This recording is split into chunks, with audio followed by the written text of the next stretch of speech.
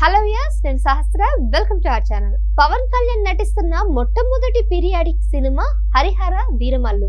క్రిష్ దర్శకత్వం వహిస్తున్న ఈ సినిమాపై భారీ అంచనాలే ఉన్నాయి. కాకపోతే ఎప్పుడో విడుదల కావాల్సిన ఈ సినిమా రోజు రోజుకి మరింత లేట్ అవుతుంది. ఈ సినిమా తర్వాత మొదలుపెట్టిన భీమ్లా నాయక్, బ్రో సినిమాలు ఆల్రెడీ విడుదల కూడా అయిపోయాయి. రీసెంట్ గా మొదలుపెట్టిన ఓజీ కూడా దాదాపుగా షూటింగ్ పూర్తి చేసుకుంది.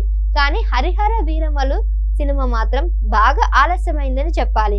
దీంతో సోషల్ మీడియాలో ఈ సినిమాపై ఒక రూమర్ వినిపిస్తుంది. ఈ సినిమా నుండి క్రిష్ తప్పుకున్నట్లు పవన్ కళ్యాణ్ నిర్మాణ రూపం నుంచి మాట్లాడి ఇప్పటి వరకు పెట్టిన ఖర్చును వెనక్కి ఇచ్చే విధంగా ఏర్పాట్లు చేస్తున్నట్లు వార్తలు వస్తున్నాయి. మరి ఇది ఎంతవరకు నిజమో తెలియాలి. దీంతో వాటిని చిత్రం యూనిట్ ఖండించడమే కాకుండా ఈ సినిమా రిలీజ్ డేట్ ను కూడా ప్రకటించిందంట.